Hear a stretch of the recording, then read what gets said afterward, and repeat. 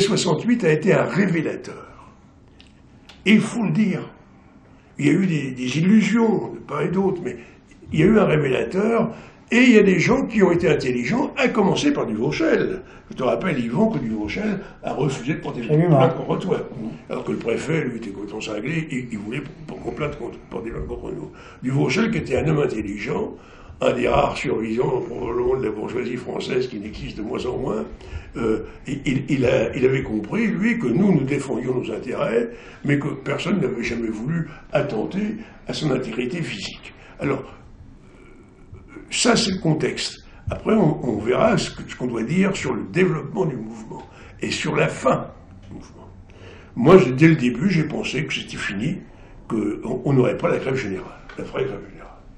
Et j'ai essayé dans mes interventions, que Guin, là, a bien compris, c'était de syndicaliser au maximum. Parce que je savais que les objectifs politiques que nous avions, pour dire les choses clairement, étaient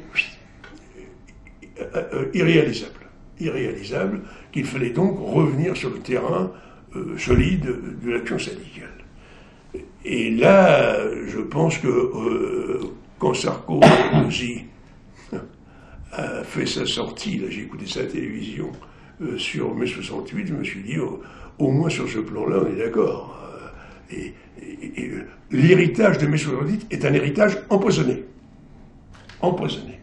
D'abord, les accords de Grenelle étaient des accords pourris, qui ont permis à CFDT notamment de nous fourguer la section syndicale d'entreprise, c'est-à-dire le corporatisme, ce que l'Église appelle le corporatisme. Ça a permis à toutes les forces réactionnaires d'utiliser l'enthousiasme un peu naïf des gens pour des fins réactionnaires. Et je crois qu'on a le devoir de démystifier ça. Et aujourd'hui encore, quand je vois les pauvres types là, qui cassent, parce que uniquement Sarkozy a été préféré à Marie-Ségolène, là. Bon, je suis un peu surpris.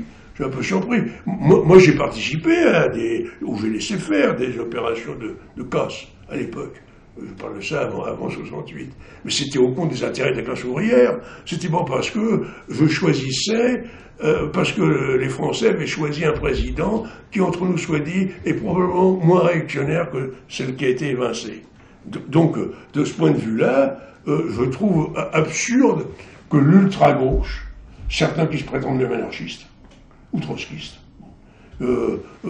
manifestent d'une manière aussi grotesque, et qui leur vaut d'ailleurs le rappel à l'ordre des gens de la gauche bien pensante. Alors moi, tout ça, il faudra qu'un jour ou l'autre, on tire les leçons de tout ça, si on veut revenir à une société qui soit vraiment démocratique, c'est-à-dire une société qui n'aille pas vers la pensée unique ou les institutions totalitaires de l'Europe, mais qui reviennent à une conception saine de la démocratie qui ne peut être que représentative et non participative. Et tu me permets un mot, Alexandre. Je te permets. Il y a quand même une conséquence sur l'événement de 68, avec le correctif, je suis d'accord.